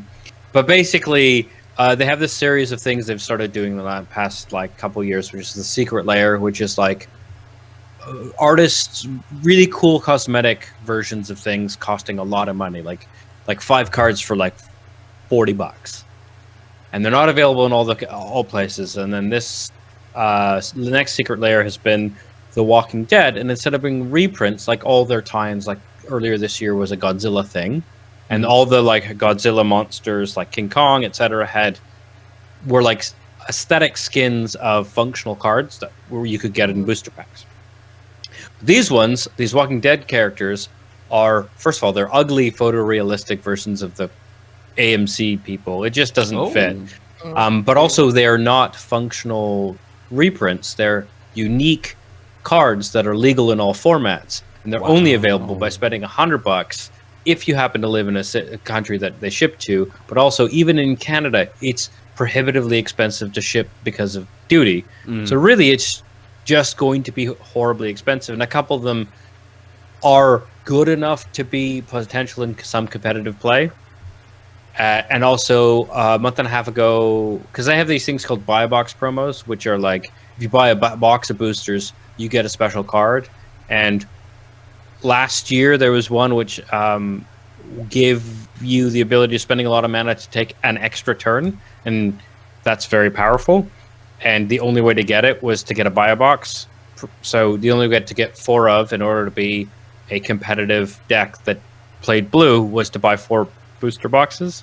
And they got a big backlash, and the response was, we will never do that again. And then there was some grumblings, and they're like, don't worry, we won't do that. And then 2 weeks later, this fucking thing comes out. So it's like a lot of bad faith, etc. But then, of course, instead of it being Hasbro and who owns Wizards of the Coast being money-grubbing bad capitalists. It's, oh no, all the fans are being really mean to everyone, including the Voluntary Commander Rules Council, which is like the most popular format that like the ban list, etc., is run by just people who are really into the game and volunteer their time. And they got a bunch of vitriol for not pre-banning these cards, and their release was, the ban list is for things that are broken and ruin competitive play, etc. These are just standard legal cards that like have suck, and we've contacted Wizards and said they've sucked for these reasons, but we're not going to ban a card that doesn't deserve a ban. We're not going to misuse this other thing. And then they're apparently sellouts, cowards, etc. And it just, the whole thing was terrible. Anyway, I didn't mean to go on the rant. I was trying to avoid it, but it just is. Oh, Lucy, your connection is dying, so you're coming through as a blah blah blah blah blah. Like a robot, yeah. And today it's doing that thing again. It's a fine. I'm shaking my head. You're a robot. I thought hopefully while I was rambling, to be honest, one of the reasons I was rambling was I thought your connection might fix itself by the time I stopped, and it hasn't. Because you seemed to have a thing to say, and I kind of kept talking because it just wasn't letting you connect. Am I? Oh, I can hear you. I can't. Like, you're frozen, but. Oh, hey, wave. No, like do the wave. Now ban. Yeah. Sorry, you guys are in line, so you could do like a mini wave. Anyway, yes, you're back now. Sorry. Time's down. Oh, it doesn't matter. Yeah, I'm not going to worry about that. It's fucking par for the course, isn't it, these days? No, just what I was going to say doesn't matter. Just like, stop being mean to people. No, you know what? I want to like clip that out. The like Lucy just like rubbing her face, being like, guys, just stop being mean to people, because I think that is everything. At the moment, it is, yeah. Yeah. Yeah, it's just dumb and it's stupid because like you have to be honest, like you have the opportunity to be on your high horse where like there's like a whole bunch of things. Like also there's Negan. Negan's a really violent character. Negan, yeah. And he apparently like is real violent and like viscerally so. And this is cards for ostensibly a 13+ game, and he's like an 18+ violent character, right? Who's now in the lore because he's just a standard legal thing. Like there's layers to why this is a bad move, and there's also like very simple ways. Like I said, like the Godzilla cards were like aesthetic reprints. So there's King Kong and there's Kolga, and you could open either, but like Kolga's the card, and they just like put Godzilla King of the Monsters or King Kong, and then underneath it's like this is the real name. Like, no, we won't do that for some reason. Or there's like they made Transformers and My Little Pony cards that had rules text that were all didn't make sense. Like they were silver bordered, which means they're not legal. And also because they're silver bordered, you can have things that don't adhere to the rules. But for whatever reason, Hasbro and Wizards of the Coast were like, these need to be competitive, presumably to sell them, right? Like these need to be real functional cards. But like that's the big problem. Is I think a lot of people are like thrown off by it's a weird tie-in and it ruins lore, etc. Yeah. But it's between like Magic fans and that AMC show. Oh, the best part is it's not a lot. I can understand the comic, but like. So they did a Q&A to try and like get rid of some of this, and the guy, one of the Wizards of the Coast guy, was like, "Well, they're like adjacent properties, and what I mean by that is you wouldn't be surprised to see both of them at a Comic-Con." I'm like, if that's your bar. Oh yeah, it's that bad. Yep. The most tangential. I mean, what are we gonna get like superheroes of yesteryear Oh, I mean, sets, so like, the thing like is, Adam West, but not even Adam West as Batman, just Adam West. oh, 'Cause you're he's gonna been have at to a pay for like Comic-Con. a printed version of Adam West's signature on a Batman '69 movie or whatever. Like saying, oh, we're gonna have like, I don't know, this Batman's of the past. this popular I mean, bathtub because it was in the showroom at the in the NEC at the same time oh as yeah. Comic-Con. I mean, the There was real a reason is venue. that Hasbro owns the AMC Walking Dead Totally Lionel. licensing rights. So I Oh, think one of the reasons why they did the thing with Godzilla was because they had a deal with Godzilla merchandising. But it just sucks that they didn't just continue that model, which no one complained about. They tried to So, push it more. Magic the Gathering is just going to be like Smash Bros. I mean, I mean that's sort of why a lot of people are angry, right? Is because like that in that Q&A they hinted that this isn't the last time that's going to happen, and people are like, so it turns out people like this because it's a fantasy lore thing, and yes, there's planes walking in that there's different planes where plot takes place, and like really powerful cards are about the characters who can move between those. When But you said Atlanta planeswalking, is now a plane. I thought you were talking about Transformers when you said planeswalking. Oh yeah, no. But anyway, so that's that thing that I wasn't going to talk about Disgusting. instead of whatever Lucy was going to talk about. Oh dear. You did but- play. You said you hadn't played much. No, I haven't really played anything. I played a few demos today. Just because I was getting press releases about, oh, we're going to have the Steam Autumn Festival, or Fall Festival. Already, I guess it's Jesus. called. Yeah, I'm just thinking, well, that's going to be a lot of demos. Maybe I should play the ones that I've had downloaded. Winter sale soon. God, yeah. I played a game that's already out, and it's called, I don't know how to pronounce it, Hadr, Hadr. And it's very much like a physics simulation thing, but they turned it into a game. It's basically you're just moving around. Play the demo with I think it might only be for gamepad it works with. But you're moving like these pieces of cloth around, and it's got this very, like kind of, what you'd see in like a tech demo, this kind of physics, very good physics move to like these pieces of cloth, and you have to put these pieces of cloth over like these objects to make them disappear, sort of like a magician's trick. It's like, oh, the cloth goes over this, it's disappeared. So it's sort of like Donut County, but with pieces of cloth, and it's got this really nice physics tech demo engine look to it. So that was interesting.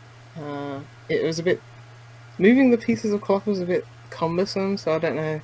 I mean, probably to lengthen out the game, it isn't that hard. Like, you have these different size pieces of cloth, so it's like, oh, I have to make this item disappear, which is on top of this piece of cloth, so I can get that bigger piece of cloth and then make it, put it over this basket, which is too big for the smaller piece of cloth to make it disappear and stuff like that. Yada yada yada. That was interesting. Definitely more tech demo-y than game. Other demo I played was for what's it called? Bonfire Peaks, which the guy who made a Monsters Expedition was tweeting about. Monsters Expedition, by the way, go play that. Very good puzzle game. Really? Yeah, it's like one of my favourite games this year. Ooh. Yeah. Just gonna Really open a new good. tab so I don't forget. You alluded, was it last week or the week before you had played it and you mentioned it, but we didn't go into detail? About 3 weeks ago, yeah. Played it on Apple Arcade. It's very much I do know this game. Yeah. like a soccer ball puzzle where you're pushing, instead of boxes, you're pushing these logs on these miniature islands, and all these islands are connected in this. It's like a massive archipelago where it's like hundreds of islands, and they're each connected, and to cross over to the next island, you have to push these logs in correct direction, correct order to make sure that yes, you can pass between these two islands. And there are like tons of secrets by doing, solving these puzzles in different ways. There's tons of like hard to discover islands amongst this. It's huge. Like this quote unquote not open world. It's kind of open, but because you can literally go anywhere. It's like, okay, I'm on this one island, but there's one to the left, one to the right. I can choose either, as long as you've got that knowledge. And then, yeah, it's just one of the, I likened it to like The Witness, because it's one of those games where it's just like you learn the mechanics and then you stumble on these new ways of using these simple mechanics. And it's just so genius how you stumble on it like by accident, but then it opens up a whole new realm of possibility for you. It's like, oh, I didn't know I could do that. Let me go back to that island and try this and try that. And yeah, it just keeps expanding. And I think I put like 24 hours into it. And wow. Yeah, some of those puzzles are tricky. Wow. Yeah. I mean, a lot of them are like, it does have that really good sense of openness where it's like, oh, if you're stuck on one puzzle, you can go to another. But yeah, there's some points I was just like, oh my god, I cannot see the solution to these puzzles. And yeah, there's still puzzles that I haven't uncovered. There's hundreds. I think I finished on about 450 puzzles done, and there's still more to discover. But yeah, it's a fantastic little game. Nice. Definitely recommend that. It's got this nice British humour to it, because you're this monster going around these museum exhibits of this bygone human world, and they've got these funny little descriptions on the plaque. It's like, don't really know what this is, but we think humans use it in this sense. And right. Yeah. It's got a really nice touch to it, and it's art style's great, animations are great, fantastic little game. But yeah, the guy who made that game, he tweeted out a demo for Bonfire Peaks, which is next game under, I think, like his publishing label called Drachneck. It's kind of similar in the fact that it is one of those not push boxes, you're actually picking them up in this case. But like box moving. Yeah, box moving puzzle game, yeah. This is seen from like a isometric view with this like voxely art style. Very Minecrafty looking. It's very nice looking. And yeah, you're climbing up this mountain, and you've got these boxes that you need to put into a bonfire. I think there's probably going to be a story about, saying goodbye to the old you, burning your things and stuff like that. But it didn't exactly come across in the short demo that I played. But yeah, it's one of those like A Monster's Expedition, Steven's Sausage Roll, all of those that it's like, this is going to get real tough. Yeah, it seems interesting. I after playing A Monster's Expedition, this is very much up my alley. So, because the good thing about those games is that they're approachable. It's like the thing with like Steven's Sausage Roll is like, this is just hard right off the bat. It's too difficult. Whereas certainly the Drachneck games, like a good Snowman's hard to build, and Cosmic Express, they build that difficulty rather than drop you right in. But yeah, that was the other demo I played. I can't remember what the other one. Disc Room. Yes. Yeah, I'm excited about I this tried to get into another demo, but that's been wiped off Steam, so I won't even mention that. Yeah, Disc Room. I've played. The game's so good. It's out soon. I just want to play it. Like, it's out on Switch and PC on the 22nd of October. I think I'll probably play it on PC, because I do not want to be dealing with Joy-Con drift with that game. It looks brutal. It just looks really hard from what I've seen. It's one of those. It's just a good arcade game. I've played it for like an hour, and that's just a demo. I'm trying not to play it because I don't want to get burned out on it. Because I would just play it all day. It's for anyone who doesn't know. It's basically this top-down arena room kind of arcade game where it's like a shmup, but everything that you're dodging is big saws, little saws, just saws going all over the place in these little rooms.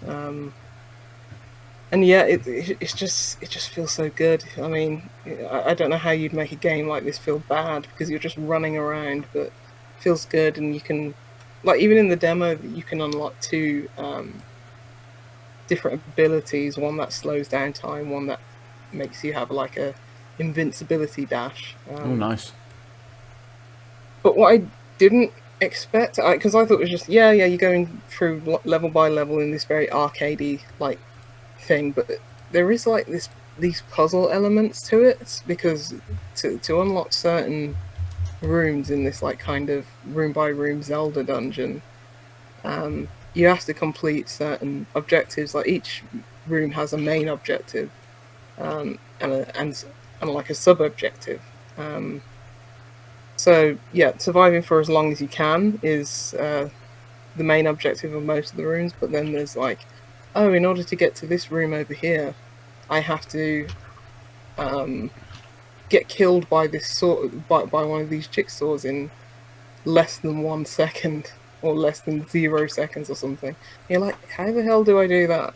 That's impossible, because by the time the saws spin up, you sort of have this invincibility against them for a while before they completely spin up. How am I meant to solve this under, in 0 seconds?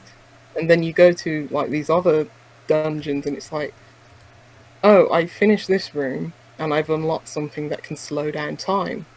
With that slow down time ability, I can go back to that room, pause time as soon as the level starts, and then get hit by that jigsaw as soon as it comes round, and that invisibility like time has already depleted because I've stopped time for me, but nothing else. And then you beat that room. So it's like, if the game continues like that, as I say, I've only played the demo, it's going to have those puzzle elements of like figuring out, okay, I need this ability to go back to that room, and then that'll enable to lock this secret room and stuff like that. So that seems really interesting. Not a slant that I actually expected from the game. So it's made by the people who did Minutes, so it's to be expected. But yeah, just having a look at that, like a couple of like JW and Kitty names that I kind of recognize. I love how with these smaller experiences, especially on Steam, the developer is just a few names, and it's not even that. It's not even like their full names, is it? It's just sort of a few of them, and you can never find. You go onto Steam and you can click publisher Devolver Digital, and it show you all the games that Devolver Digital have made. But you can't click on them because it's just a few little names, and they've made lots of games, and some games together and some games not together. But yeah, it does look really good. And I like how there's this idea that there's these puzzle elements to them. It's not just the idea that you're having to get through this like death trap and that's it. It's just like avoid everything, move into the next space. There's other stuff going on with it. Yeah, and even if it was just that very arcadey kind of thing to it, I don't know, it just feels good. I don't know why that's up my... I like shmups, but this is not exactly a shmup. This is more of a avoid 'em up. It's kind of... It's not quite bullet hell, but it's... Yeah, it's bullet hell, yeah. With saws. Saw hell. It just feels like... I'm looking forward to that. And it's going to be like decently priced, like probably too cheap, like under £8 or something. Oh, absolutely. And it will probably be like it probably be $7.99, and it will come with a 10% discount on the first week of release or something like that. and I'll be there, even if it is just to play through a few more levels. Just Mhm. give me that. It's Well, just I it's have- like crap. I have downloaded the Discrim demo, so Play I shall give Play it a now. go. It does say planned release. What was it? 22nd of October is the planned release. Yeah. So still a couple of Yep. weeks away. Still long enough to get in some time on the demo, and I want to know understand what this what you're last trying room to do. is. I don't know how to solve it. I think it's a puzzle. It's like got these runes on the floor, and it's like, what are you trying to tell me? Ooh, I want this game. Good. We got a little, not only a little wait for it, not much. Should we finish there Yeah, I this didn't week? really. Yeah, because I didn't play anything else. Unless you want to know my journey playing Endless Legend, Dungeon of the Endless. Oh, What is it Lucy. called? Endless Legend. Is that what it's called? Yeah. Not That's what I Dungeon saw you of the playing. Endless. Endless Legend. Yeah. Is that the name? Yeah. Oh, The I 100%ed it, mate. the strategy game, Yeah, the 4X I strategy enjoyed game. my time with it. It's great. Endless Legend was fantastic. Beautiful art. Wouldn't know. I paused and went to the debug menu straight away. Lucy.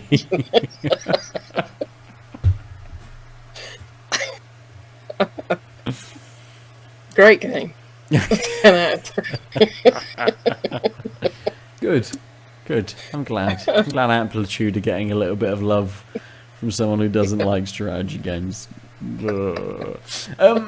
Yes, let's finish there this week. Aadil, we'll come to you first. Let us know, because you had a few more thoughts on the last beer, which didn't quite come across in the first few sips. Oh, you're quiet. You've muted yourself. Fuck, I have, yeah. Yeah, I had a cough, muted myself, and then realized 5 minutes later I hadn't unmuted myself, which means you missed some hilarious... Well, no, actually, you missed me laughing along with your jokes. Just odd silence from my end. Adil's like going, but not laughing.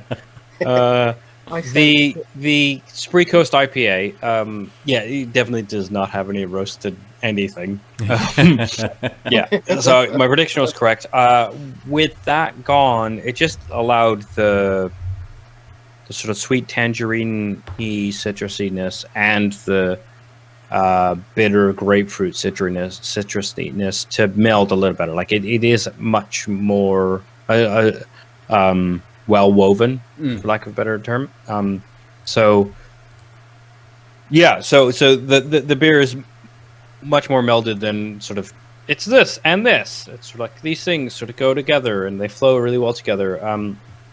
One thing I did notice, and I think it's just a factor of just one of those things where there's enough strong taste that the lighter one goes away, is that slight floralness that was on the nose, and I think maybe in the description, I can't remember, but there was like a floralness on the initial taste and the initial nose, and by the end it was just sort of like literally decimated by the strength of the other things.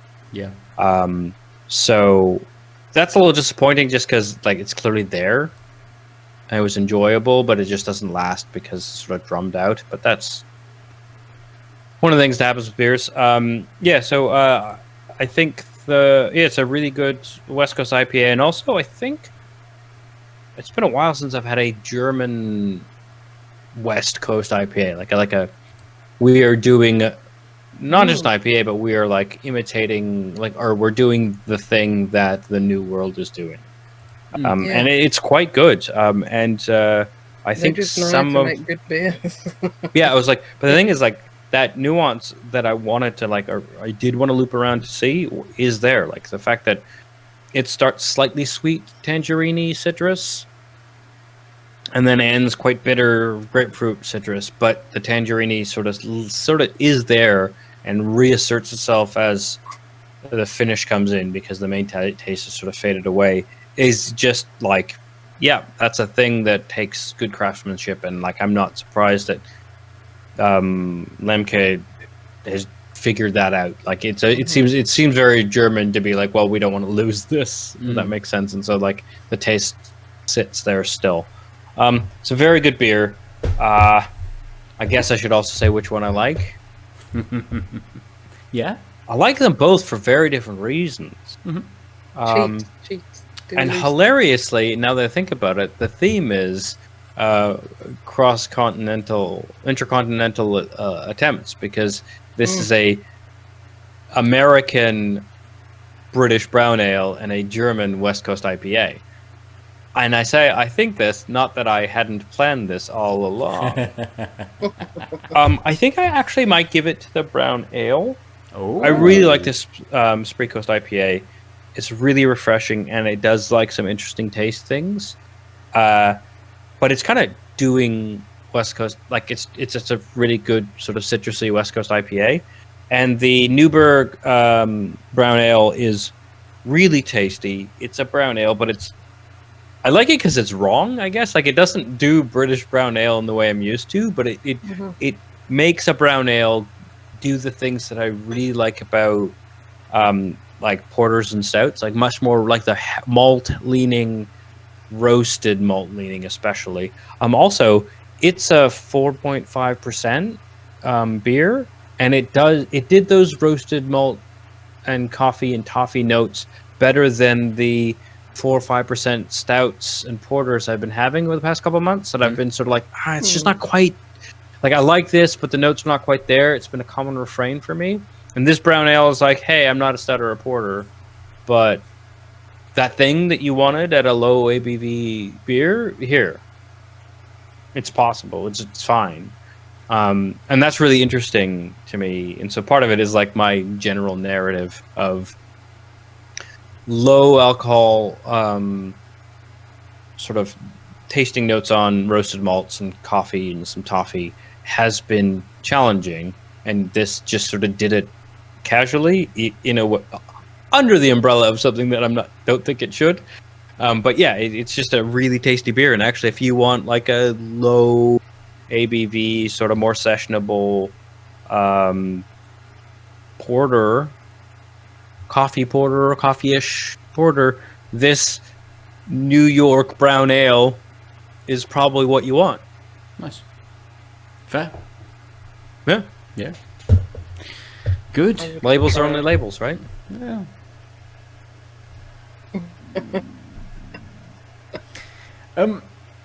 For me, this week, I'm going to give it to the good chemistry. Shocking everyone, I imagine. Yeah. I mean, you know, Equilibrium is not a brewery I've had a huge amount of, but they are a brewery who are very well thought of, regarded. very well regarded, absolutely. There was just that taste in this which kind of just put me off it. I mean, I enjoyed it, but that little say, Lucy, you've gone again. I can hear you kind of chiming in, but only just. You'll come back. I'll just yeah, I mean, so it was Dream Wave Inception, 8% double IPA, and it just that little taste just put me off. I don't know what it was, but it was there. It was constant as well.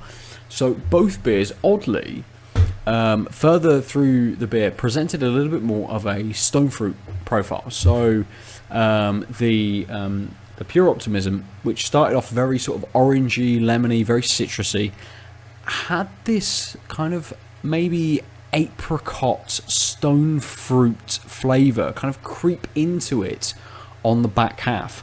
And the Inception as well has got this very light sort of stone fruit as well in there, again on the back half. I think maybe kind of all of those dominating flavours have subsided a little bit and allowed a few more flavours just to kind of creep in a little bit. But the Dream Wave Inception just had that flavour which didn't gel with me at all, which went against kind of everything it was doing. Whereas the Pure Optimism, and this isn't, I'm not picking the Pure Optimism because the Equilibrium had this issue, like the Pure Optimism is well made. It hits you with flavour straight away and then takes things away to give you a very nice, not a flow to the beer, but presents itself and presents those flavors to you kind of as you drink it.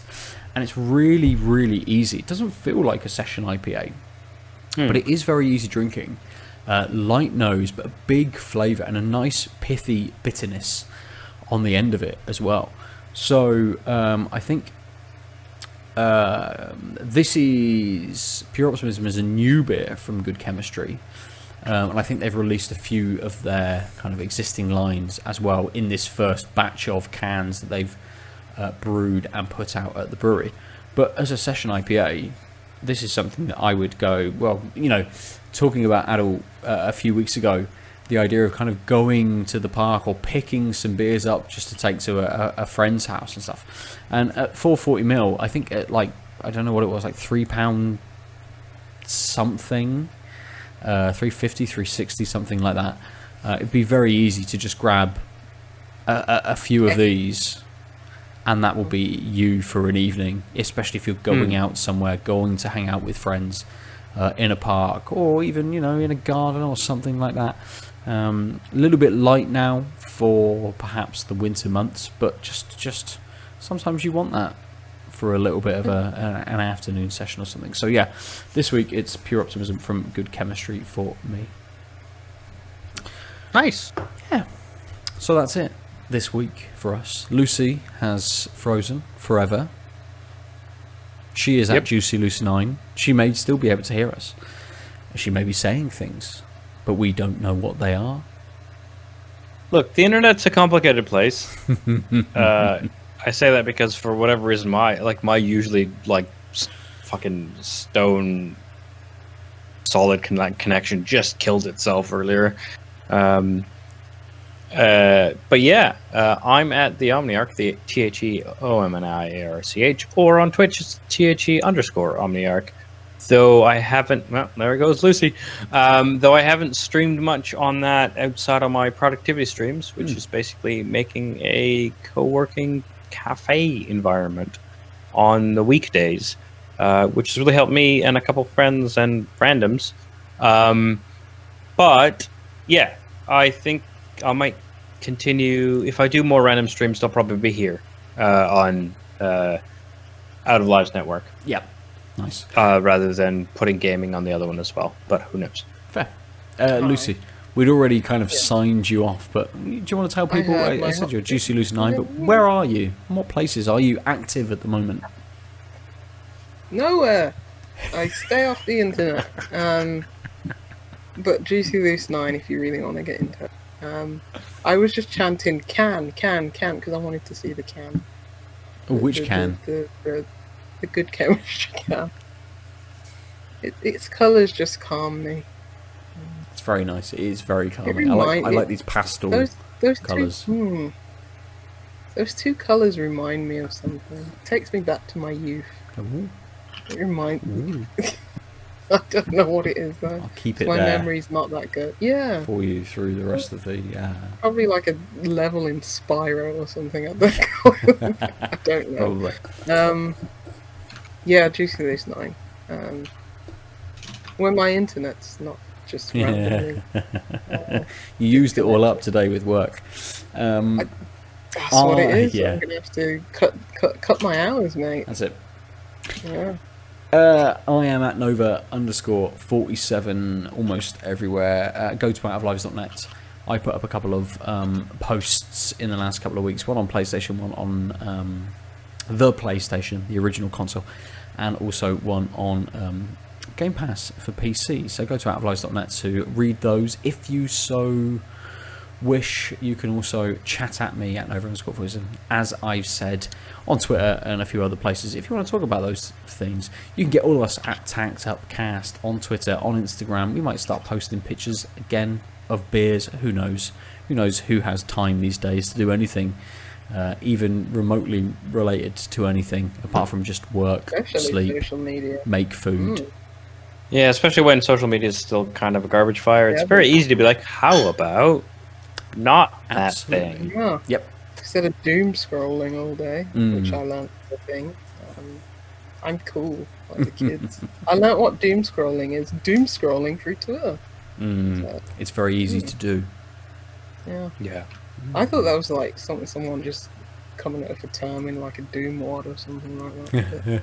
That's where my mind went. And it's a good point to say, before we finish, take a break from social media if you need to. That's always fun. Yeah. You don't Yeah. have to be on it 24/7. You don't have to game 24/7. You don't have to consume 24/7. Have a break when you need it. Delete Yep. it off everything. The dumpster fire will continue burning. I mean, without yeah, you. it will still be there, but you can ignore It's it like for a that, little bit of time. It's like that Yeah. place in Turkmenistan that just burns eternally, where they like dug up, and it was like natural gas, and they were like, "Oh, we'll just burn it off. It'll last a few days." And That it's big lasted, hell like, pit. 30 Yeah. Yeah, the hell pit. Yeah, it's lasted like 41 years already. That's Twitter. Good. What a lovely place to finish this week. For another week, we've been tanked up. Goodbye. Bye. For on a lighter note, go to the Guardian and read the article that says the old telly that brought down a Welsh village's broadband. It's a very good story. That's amazing. I can't follow that up, so I'll just say, ciao. www.outoflives.net